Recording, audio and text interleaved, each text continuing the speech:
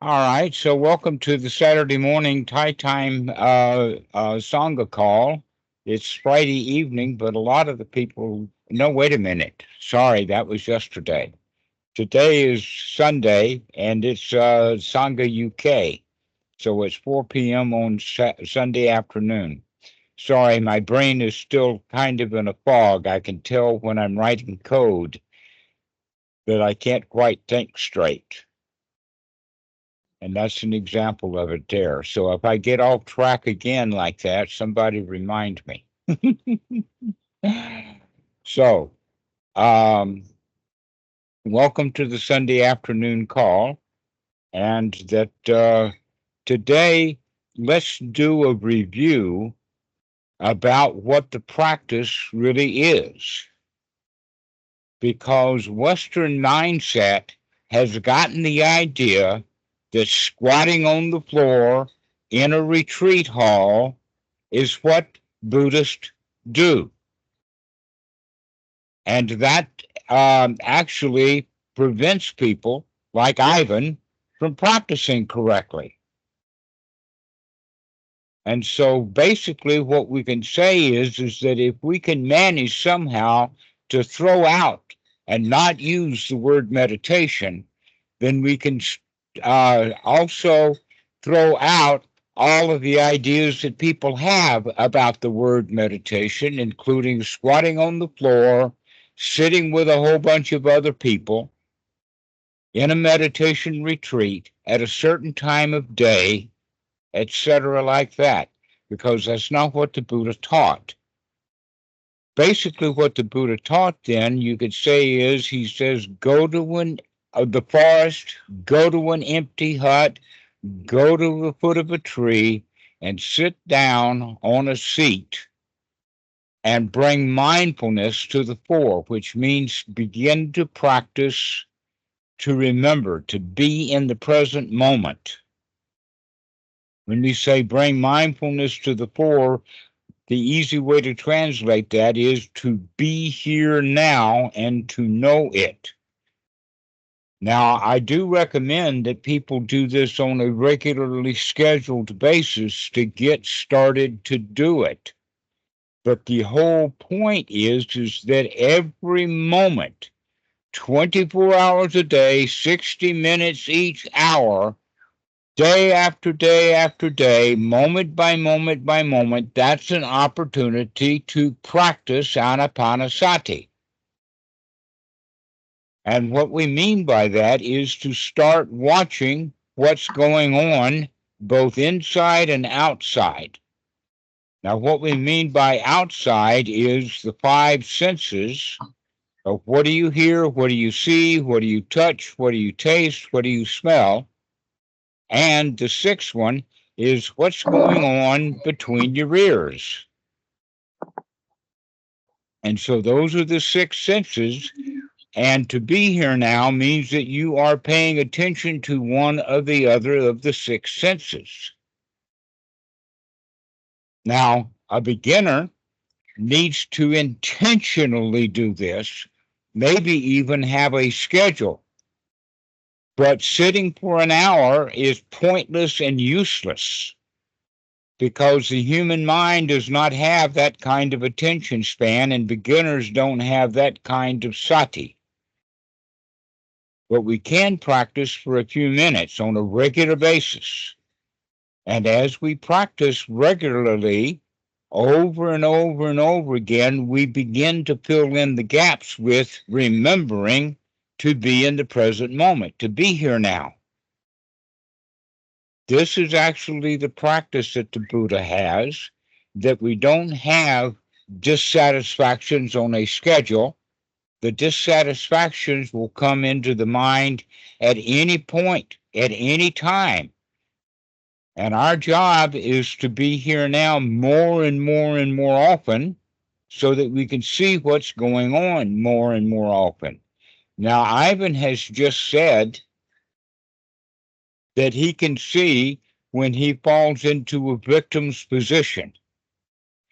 Ivan, when you see that you fall into the victim's position, can you see it right then and there, not reflecting upon it, while you're in the victim's position, you don't really know that you're in the victim's position, but when you come out of it later, you can reflect and see, yes, I was in a victim's position. The question is, can you see that you're in the victim's position? Oh, poor me, right then and there, so that right then and there you can do something about it, to take the right noble effort to change your attitude. This is as clear as I can make it. Does anybody have any questions? Lars, do you have any question about this? Ben, do you have a question? Basil, do you have a question about it? Yeah, Did we I heard pay? you mentioned before. Yes, Lars, go I ahead. never been. Yeah, I remember you mentioned before about retreats, and I never been on a retreat because it scared me that it was structured. But I go on my own retreats up in the woods in Maine, and I do a lot of canoeing, and I do some, sitting or some of the, spiritual kind of stuff from Thich Nhat Hanh. All right. Do you have a job? I did have a job. Do you sit at a desk? Sometimes I'm trying to learn new programming language. I was laid off from my job quite a while ago, and I'm 62 years old. I have a lot of gaps in my resume, and I was a web developer, and been trying to find a job. I look after my mother. She's old. She's 94 years old. All right. In that regard, get with Mickey. We can use you, help you to develop that skill of programming. But right now, I want to mention that at any point in time when you're sitting in front of a computer, all you need to do is to close your eyes and take a deep breath and come back into the present moment. This is what we do with Anapanasati, is you come back into the present moment right here, right now, and look at how you feel. Look at how your attitude, look at your body, look at the kind of thoughts. A really, really good example of that is immediately after you get a warning message, immediately after you get a fatal error.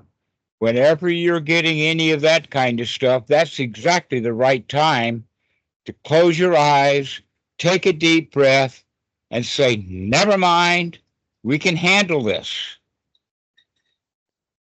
Because new programmers, they get a lot of errors. We can think of the errors, in fact, as teaching assistants. Anytime that you make a mistake, that's the moment, the best moment is to practice Anapanasati, is right when you catch yourself making a mistake. Why? Because when you catch yourself making a mistake, you're lying to yourself. There's no such thing as mistakes. What we have instead is learning opportunities, and this is the opportunity not just to learn code, but to learn to feel the way you want to feel, even when you've got an error message. This is really the correct practice. Another example of that is you go to the refrigerator looking for Coca-Cola, and there's no Coca-Cola in the refrigerator. That's an excellent moment to practice Anapanasati, to take a deep breath and to say, wow, I'm glad there's no Coke in the refrigerator. I didn't need Coke anyway.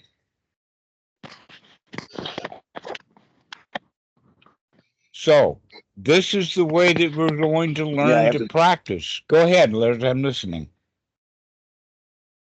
Well, I hired a health professional, and she convinced me to try to drink more water, basically, and smoothies, and drink less tea because tea has caffeine in it. She told me that it causes your prostate to swell, all this other stuff. Well, I'm not really talking about Coca-Cola. I'm talking about being disappointed that you don't get what you want. That in fact, to start all over again, the Buddha only taught one thing. He says it in several suttas. I teach only one thing, both formally and now. I teach dukkha, dukkha nirodha. Now, what the word dukkha actually is translated to correctly is dissatisfaction. It's wrongly translated as suffering, because when you go to the refrigerator and what you're looking for is not in the refrigerator, that's not suffering, but it is disappointment. And what we can say then is aha, I did not get what I wanted. But in fact, in the classical definitions in the suttas of the word dukkha, even though it starts off with old age, sickness, and death, and then it goes to lamentation, grief, and despair. That's why they call it suffering, by the way. But then it gets down to the meat of the moment in the sense of not getting what we want. And so we open the refrigerator door, and there it is. What we want is not there. This is the time when we need to wake up so that we can say, aha, I'm okay, even though I didn't get what I wanted. Now, that's the kind of thought that you would have. And what Ivan is doing instead is he's saying, oh, poor me, I wanted that Coke and it's not in the refrigerator. Oh, poor me. And now he's in despair. Now he's in dukkha.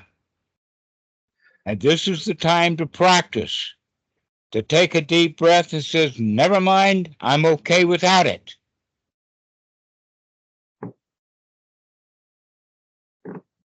That people, when they're sitting on the floor in the meditation hall, they're often not practicing this.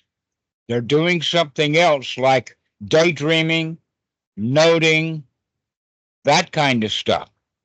And so that's why people who meditate often do not understand the teaching of the Buddha and don't get the benefit out of what we're practicing. And what we're practicing is come out of your mental crap as soon as you see it. That when we recognize that we don't get what we want, and we'll call it something like a mistake, or somebody didn't put the Coke back in the refrigerator, or we start to blame other people. Or another one would be that we start thinking about who can I ask to go get some Coca-Cola, or who can I ask to find out how to write the right code. So, when we see that we're in a state of confusion, when we see that we're not getting what we want, that's the time for sati, to bring mindfulness to the fore and recognize you're not getting what you want. Because if you can see I'm not getting what I want, now we can do something about it. And if we can't see that we're not getting what we want, we're going to stay disappointed for a little while. We're wasting our time. We're making stuff up. This is, in fact, when perception goes wild and we start making stuff up like who can I get to help, or why me, or poor me, or we start to blame the language. Like PHP, I tend to blame PHP because it requires a semicolon at the end of every statement. And I was trained in Fortran where we were on punch cards. And the end of the card is the end of the statement, full stop. You don't have to put a semicolon in there. And yet that missing semicolon is my most common error in PHP. How do I know that? Because I've been watching. Aha, I bet the semicolon is missing. That's why there's an error on the next line. So this is the way that we learn to practice, and it is a good idea, as I said, to intentionally spend time actually for 5 or 10 minutes to look at the kind of thoughts that you're having. The Buddha says, go to the forest, go to a foot of a tree, go to an empty hut. And in that, he's also talking about getting into seclusion, getting away from the world. Closing your eyes at your desk is enough to get away from the world.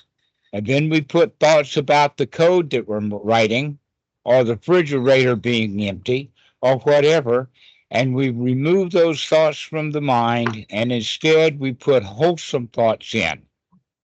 Mickey, give me a dozen, a half a dozen. Give me a half a dozen wholesome thoughts right off the top of your head. Everything's okay. Everything's all right. I am good enough. This is nice. How good it is to be alive right now. I'm thankful. I don't have to worry about anything at all. All right, David, you add another 6. I'm on top of this. Hey, I can do this. I could feel good. This is such a nice moment. I got no problems. No place to go and nothing to do. Let me just sit here, take a deep breath, and relax. I don't have to finish that line of code right now. There is no deadlines. That's one of the best things, in fact, that you can do is remove deadlines from your life. Stop being in a hurry to finish stuff. If the boss says, well, what about that code that you were writing? You can say, you want me to be dead on the line? I'm having fun here. That's another wholesome thought. We're having fun here. We're learning. So the whole point is to start changing, Ivan, your unwholesome thoughts into wholesome thoughts. So start watching these unwholesome thoughts and start having wholesome thoughts immediately. Practice doing that. Spending a few minutes every day having good, wholesome thoughts. Over and over and over again, we practice having good, wholesome thoughts. This is how we're going to make real progress. And in fact, to be honest with you, and the important thing is, while you remember to have good, wholesome thoughts, right then and there, as you're having wholesome thoughts, guess what? You're free from dukkha. You're free from, that's freedom. You're free from your dissatisfactions. That this is what makes life hard, is the fact that we're dissatisfied with some aspect of life. And when we can see that we're dissatisfied with some aspect of life, we can make a change. That almost always our dissatisfactions are old habits. We were trained from childhood to be dissatisfied. Adults don't like walking into the room and seeing a 3-year-old playing with a choo-choo train. They want to take it away from him. They want to make him miserable like they are. And so we are trained from childhood to be unhappy and miserable. So when we're unhappy and miserable, we're just repeating an old habit. So let's start changing those habits. Over and over, one after another, when you recognize that the thought that you're having is unwholesome, change it to a wholesome thought. Everything's going to be all right. I'll fix that error. I'll find out what it is. I'll learn something here. Having wholesome thoughts is what the Buddha is really talking about. Now, as we practice having wholesome thoughts, one wholesome thought after another, we begin to change our attitude. Because the attitude that we were born with was a victim. Every young baby is a victim. We can't feed ourselves, we can't talk, we can't even do nuclear physics. We can't design a rocket. We can't hold a sword. We can't even stand up. We're victims from our birth. And then the whole society trains every young child to remain in that state of victimhood, especially around 6 years old, when you say, put away your toys and do your homework. Clean up your room. Do what you're told to do. hold mommy's hand. And all of this stuff over and over and over again reinforces that attitude of being a victim. And when we make a programming error, we become a victim to it again. Oh, poor me, my code doesn't work. And the way to change that is to, aha, I see that attitude, I see that unwholesome thought, and guess what? It doesn't even matter. What really matters is our attitude. Let's change that so that we begin to have an attitude of a winner. Let's come out of that victimhood. And as we practice Anapanasati, having substituted our unwholesome thoughts for wholesome thoughts, very soon, over a period of weeks and months, we begin to substitute that victim's attitude to a winner's attitude. Along the way with that, we begin to change the way we feel. Almost always when we make a programming error, or the refrigerator has not got what we want, or any of the stuff that we get disappointed about, we have feelings. And almost always the feelings, let us call them negative feelings for a moment, is based upon fear. Oh, poor me, there's no Coke in the refrigerator. Oh, poor me, I made an error in the code, a syntax error, etc., like that. And so that fear comes up. Can we see that fear and start telling ourselves another wholesome thought would be, guess what? Nobody saw that. Nobody is going to put me on the rack. Nobody's going to nail me to the cross because I made a mistake.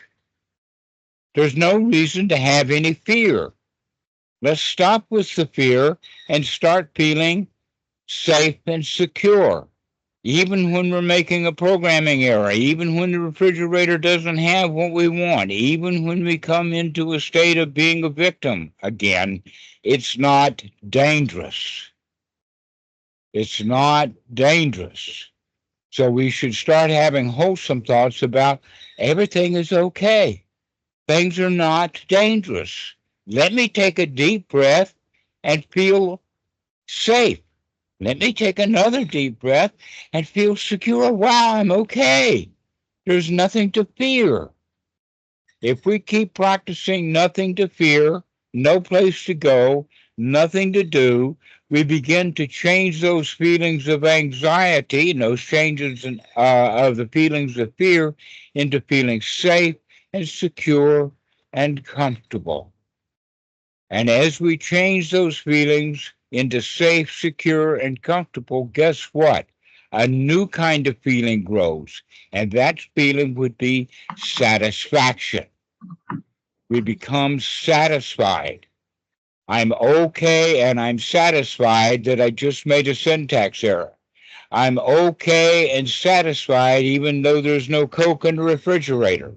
I feel safe and secure and satisfied even when I don't get what I want because I really didn't want it in the first place. It was just a thought, just an idea. And so as we begin to feel safe and secure and comfortable, that's when we actually begin to change the attitude. And in this case, the attitude is what? I can handle this. I'm okay. Didn't matter what happened. Doesn't matter who fussed at me. I'm still all right. I'm still okay. Wow, what a relief it is. I'm okay. I survived. I'm all right. And so we begin to get the attitude, I can do this. I can handle it. I am a winner here. And as we develop that winner's attitude, it grows into, wow, I can handle that too. Wow, anything that comes by, I can handle it. And so we reach those peak moments. That peak is based upon success. And how we succeed is by practicing succeeding. We don't become successful in life by practicing being a victim. Ivan, do you hear this? Start to practice being a champion of your life. You're the boss here. I realized something. There's also a little irrational fear where when I try to adopt this mentality as a winner, it's like, oh, I'm gonna get disappointed more. Like something about if I stood up. Never mind. This is rambling. Yes, that's very common. They know about it in psychology, and yet they don't have a real cure for it. And I'm offering a cure. And that is that when you have the thought, oh, if I win, I'll get punished. Oh, if I'm happy, something bad will happen. All right? And what we can do instead is saying, when we see those kind of thoughts, we can say, I have protection. What is the protection? My attitude is the protection. So we begin to have the feeling that I can do it. We have the power to do it. We have the permission. We don't need to go get somebody else's permission to feel good. You can give yourself that permission. Often we blame other people. What we're actually thinking about when we blame other people is we're asking them permission. This is what Christianity is based upon. Is you need a Jesus. What is Jesus going to do? Is he going to give you permission to be okay even though you screwed up? Well, there ain't no Jesus out there that's going to give you that kind of permission. You have to give it to yourself. I can do this. So we have the 3 P's of protection, potency, permission. Permission comes first. Basically, these are 3 kinds of doubt. The first kind of doubt is, well, I can't do it myself. Who am I going to get to do it? And that's where the victim starts. The victim starts in, I need help. I can't do it alone. And when we get over that kind of doubt, the second level of doubt is, can I do it or not? And we're practicing, I can do it. And the third level of doubt is, what do I need to do it? And the answer to that is, we've got the Buddha's Eightfold Noble Path. We have the ability to remember. We have the ability to look. And we have the ability to make a change. And we have the ability to then change our attitude so that the mind becomes unified as a winner. And in the process, the unification also means that we're no longer telling ourselves what the rules are and how we're breaking them. And we're no longer in that child state of wanting stuff that we don't have and can't get it from anybody. And we come into the state of reality.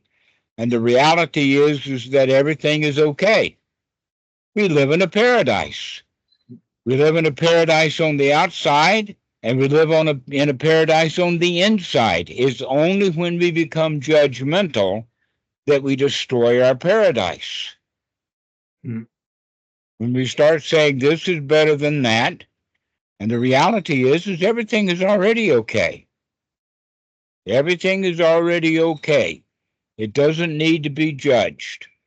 And not only that, but nothing bad is going to happen when I feel good. In some reason, I don't know what it is, but in the Western society, I know you're in Malaysia, but you've got enough Western society built in that we have the attitude is that you don't deserve to feel good right now. You haven't done your job yet. If you go off and feel good right now, something bad's going to happen. The teacher's going to catch you being happy. The big dude in the sky don't like it when you don't, when you're happy without sucking up to him. These are the kind of things that we have been taught. So the reprogramming is, I'm okay, I can feel okay, and there is not going to be any walls fall on me because I'm okay. there's almost like a very lost kind of pleasure, like a very, I don't know, like pleasure in feeling like a victim, like a very subtle, dirty pleasure, maybe. I don't know. Yes, enough, you're smart enough, and you have the mindfulness that when that very subtle little thing comes up, you can say, I see you. I can see that. And because actually that's a phrase of the Buddha when he would say, when he was sitting under the Bodh tree at Bodh Gaya, figuring out what things were going on, that's the phrase that he used. Aha, I see you, Myra. Aha, I can see that subtle negative thought that comes to mind. And when we can see those things, remember to look and to see them, we have a choice. If you can't see it, you don't have any choice. Mm. And so this is what we're developing as a skill, is that mindfulness, to remember to look. And if we can remember to look, we can see, then we can change from an unwholesome thought to a wholesome thought. We keep practicing this over and over again, and we're going to get good at it. Yeah. I think it's also because of my expectation. It's like, oh, I should have. Yes, I should have, but that's a rule again. You broke a rule inside your own mind. You shouldn't make mistakes. But the Buddha, when he made a mistake, what he would say is, I see you. Start playing hide and go seek with your mistakes. Look at how you feel when you make a mistake. Because if you can see it, you can change it. Yeah. And to practice this over and over and over again. This is the liberation teaching of the Buddha, is that you have to be able to see your negative thoughts and then change them to put a wholesome thought in. Yes, yes. So, Ben, do you have any questions about this?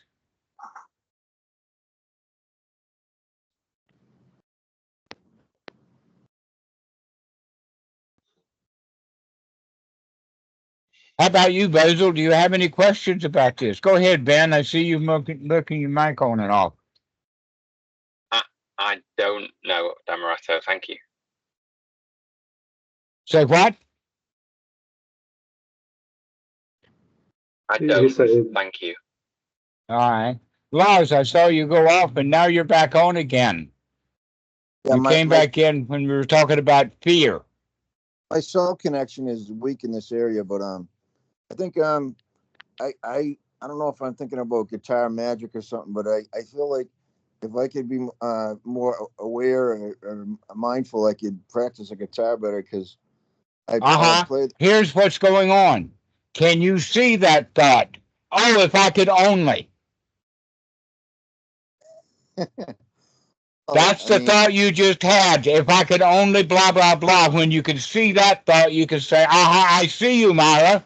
I'm already okay. I don't have to do anything to be okay. I'm already okay. If only, if only, if only, if only.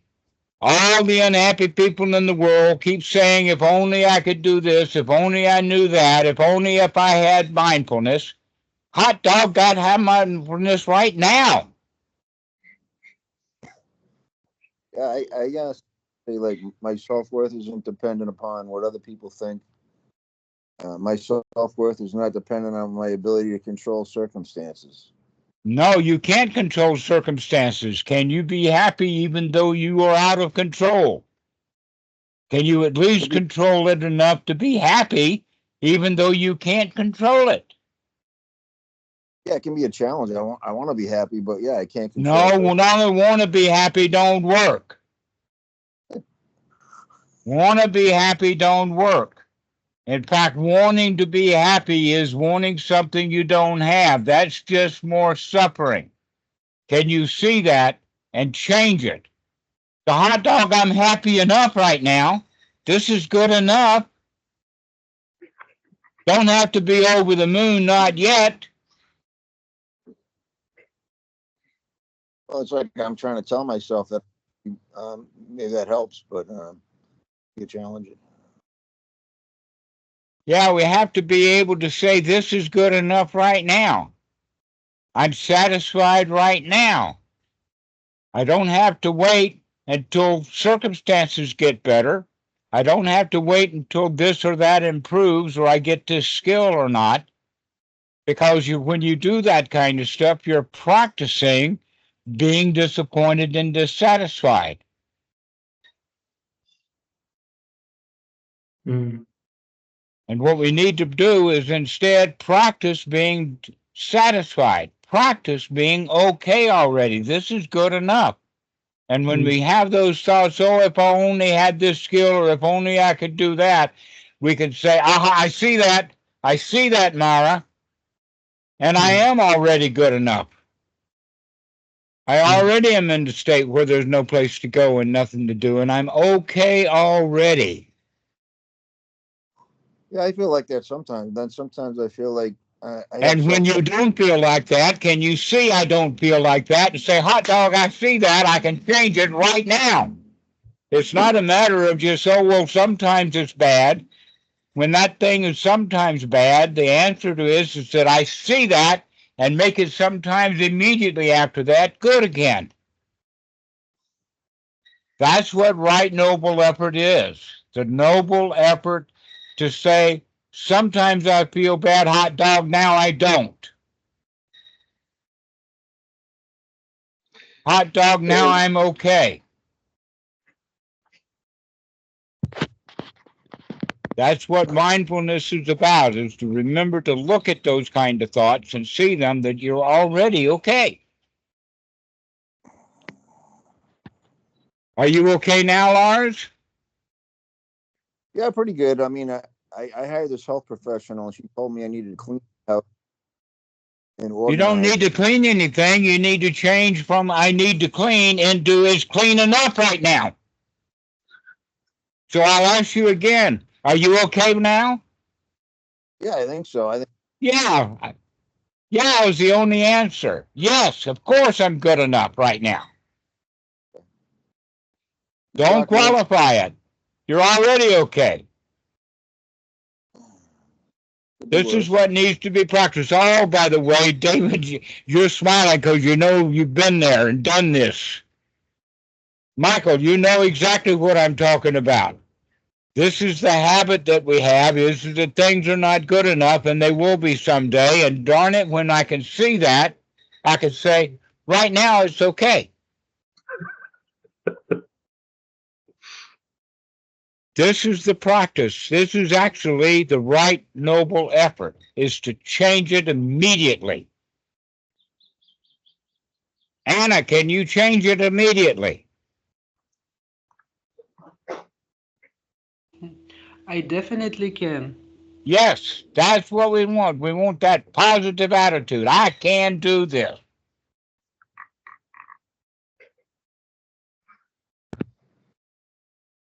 Dad, are you okay right now? The only answer is hot dog.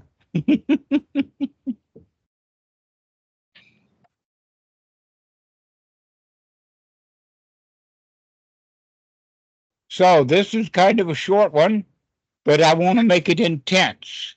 Does anybody have any questions? Ben, do you have any questions? I don't, Dhammarato, no. Thank you. Are you okay? I'm wonderful. Wonderful. That's the kind of attitude. Yes, we are already okay. This is all there is. Let's have the presence of mind that let's not study, oh, am I okay or not? We can make that into a hot dog. I see that I'm confused and I want to study whether I'm okay or not. I see you, Myra. And change that immediately into, yeah, I'm all right. These habits are old. These habits we've been practicing for years and years and years of being unsure about how we feel. Let's start changing that. Let's change that attitude into, yeah, can do. On top of it. No problems. No worries, mate. Not a problem in the world. Everything is okay. We can handle this.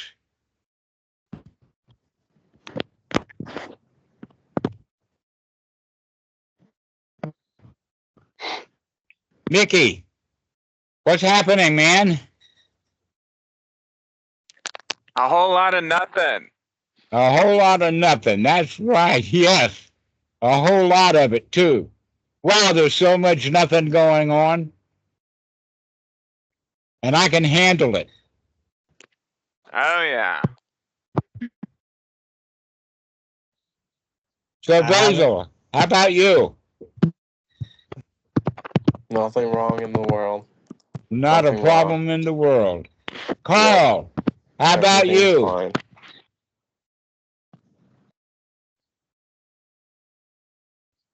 Carl, you on? Did you go to sleep?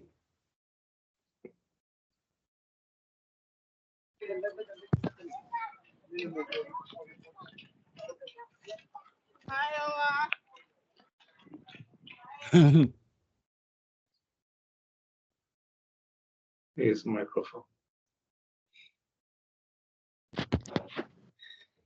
It's back. Oh, you're back. Yeah, I was saying I'm all good. Nothing to do, nowhere to be. The usual.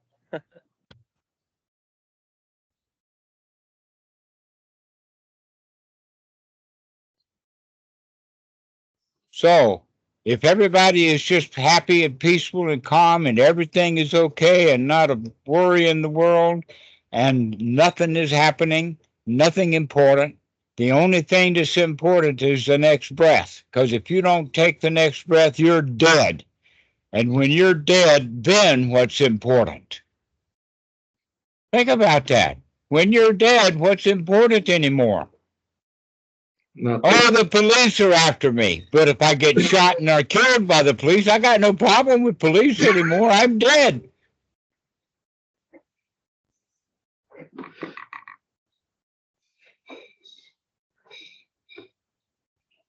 So the only thing is important is to stay alive, and the only thing that needs to stay alive is to breathe.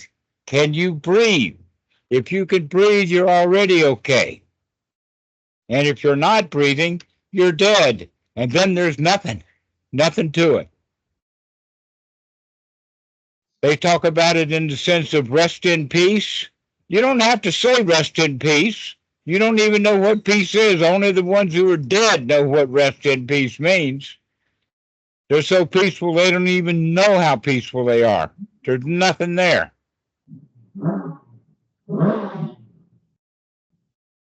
And so live as if you were dead to the world.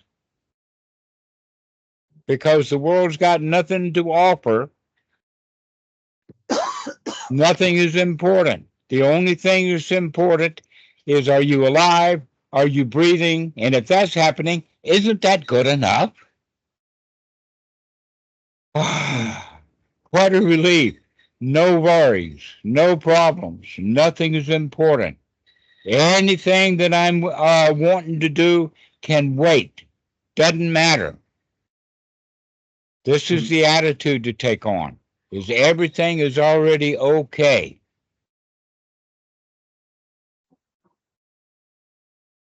Everything is already okay. Can you remember that, Ivan?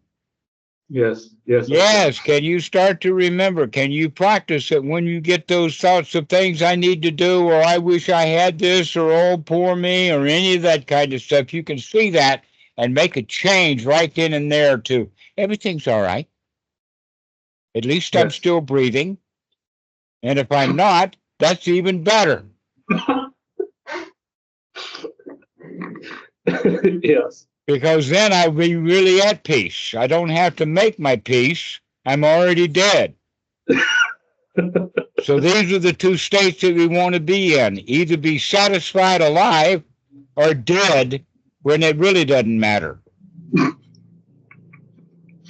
And as long as you're alive, the only option you have is wow, I'm alive. Yeah, I agree. And that wow is real. Wow, I'm still alive. I can't believe it. I'm almost 80 years old, running in 79 now, and I'm still alive. Wow. Is that piti or sukha? That's sukha. That's exactly right. Staying in that state of satisfaction. And that satisfaction grows into a wow. I'm really satisfied. Things are really okay right now. Yes. And so this is what you need to practice, Ivan. And practice it often enough so that when you get into that state of, oh, poor me, or I need this, or what about that, we can say, aha, I see that. Caught ya. Wow, look at me. I'm so smart I can see my own dukkha. And only then can you change it, is when you see it.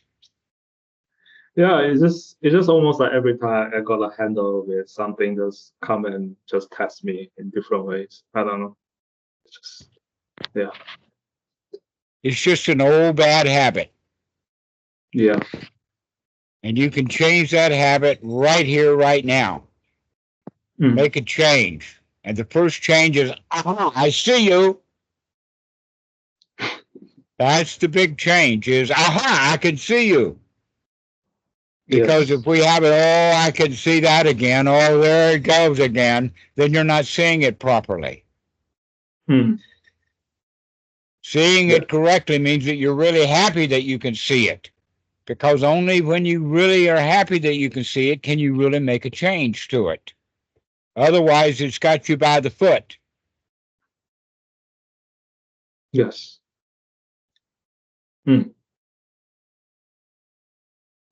I can see it.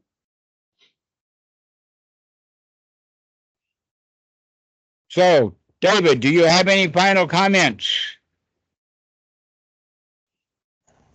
Yeah, he's Ivan. He's mentioning that he often feels a pleasure from being a victim. Yeah, it's very normal.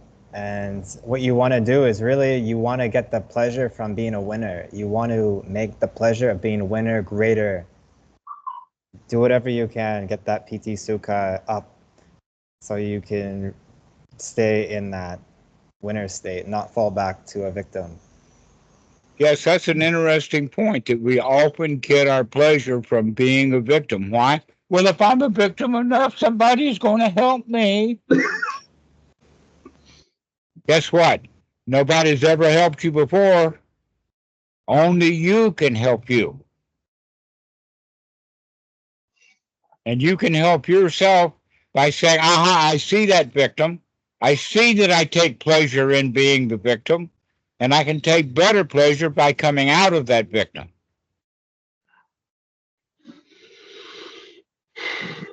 Yes.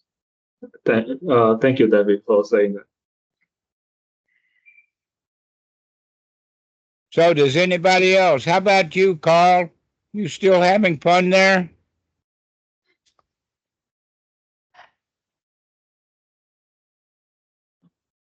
Can you take joy in seeing your problem? Seeing your victimhood, seeing your problem. Take joy in that. Say, aha, I can see that crap, because only when you see it can you make improvements. Can you make a change? Can you change it from unwholesome to wholesome? And we can do that at any point in time throughout the day. We don't have to head off to the meditation hall with a cushion and under our arms saying, oh no, the bell just rang and I've got to go sit another hour. We could say, hot dog, the bell rang. Time to wake up.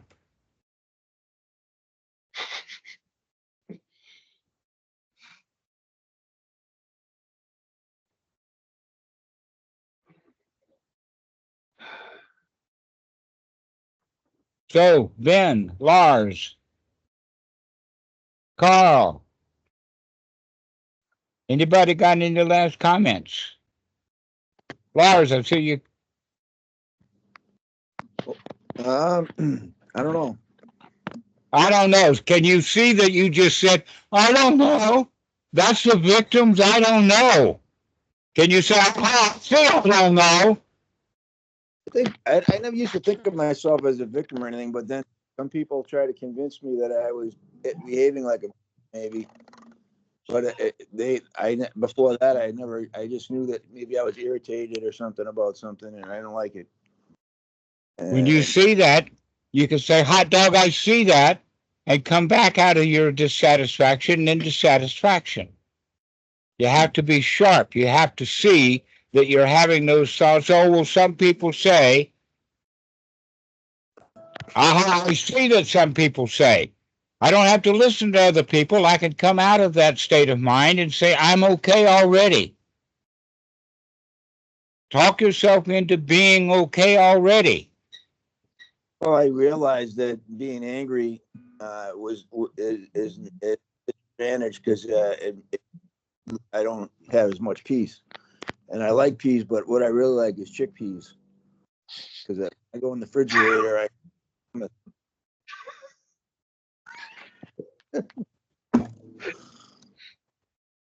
The best joy is, hot dog, I don't need chickpeas. I can be happy without chickpeas. I don't need anything. I'm already okay. But I do like chickpeas. I can be happy without it. My life does not depend upon anything other than the change of an attitude. And your attitude is, I don't need anything. I'm already happy. And this is what needs to be practiced. We don't have to figure this out. We need to practice it. To practice looking at our unwholesome thoughts and changing them and recognizing that for right now, Lars, most of the thoughts that are happening are unwholesome thoughts. You can start to look at those unwholesome thoughts and say, I see that. And I'm already okay.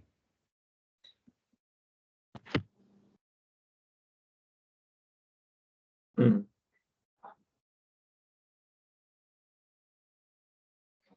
Takes a while sometimes for it to sink in.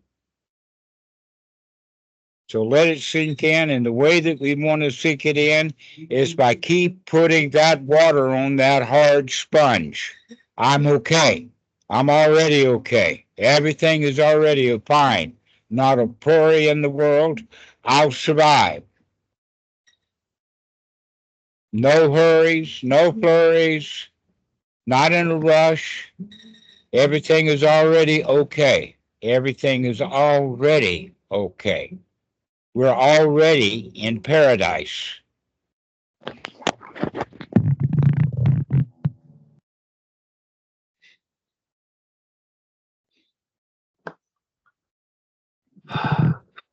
And you start to say that, Lars. I'm already okay. Yeah, that sounds good. I like it. All right. I'm already okay. Basil, how about you? Are you already okay? I am. Good. Even though I'm very tired, I'm very satisfied right now. That's very satisfied. Everything is okay. How about you, Ben? Are you okay? I am, thank you. I'm wonderful. Great. Everything is good. Not a worry in the world. This is the practice. That practice can be done any and every time we remember to practice. So that's the skill to be developed, is so we do this more and more and more often. You don't have to get on the call on Sunday afternoon to feel okay. You can do it by yourself, just saying, all right now I'm taking a deep breath, I'm okay. It's Wednesday afternoon and I'm okay. This is what we need to practice often. Don't need a regular meditation schedule to sit on the floor and wait for the bell to ring. then in fact, while people are waiting for the bell to ring, they're having unwholesome thoughts. Hot dog, I don't care whether that bell rings or not. I'm okay right now. That's the attitude.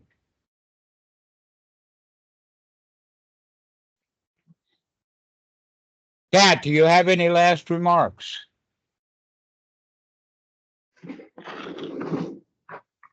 My favorite line is don't throw a pity party, throw a pity party. Yes. Yes. P-I-T-I. Pity means that wow sensation that I've been talking about. Wow, things are so great. The Buddha was known as a lion. Have a lion's roar. Wow. Everything's okay. Become that lion. Become on top of your life. Become your own boss. You're okay already.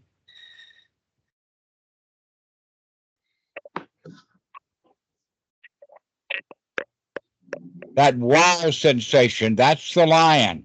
We've got this covered. We're the king of this jungle. What jungle is that? The one I made up. The thicket of views that I hold. And now I'm the lion here.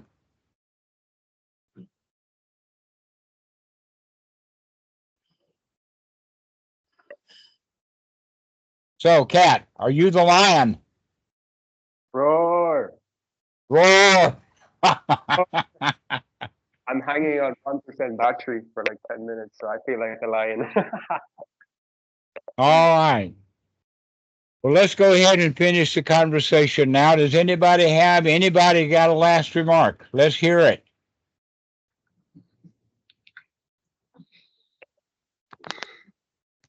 Basil, let me hear your lion's roar. Roar. Ivan, let me hear your roar. Roar. David, how about your lion's roar? Oh, got it. Michael, how about your lion's roar? Roar. Anna, let me hear your lion's roar. I'm a lioness for sure, and I'm delighted by this energetic reminder. So thank you, Venerable Sir. Good. Ben, let me hear your roar.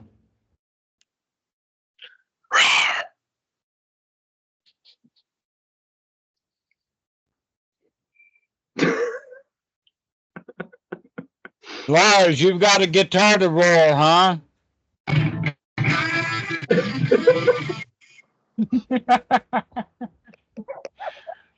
All right, folks. Well, thank you very much. I very much appreciate our good time together. Let's all keep that lion's mentality. You're the king here. You're the king of your own jungle. Thank you. Dhammarato. Thanks, Dhammarato.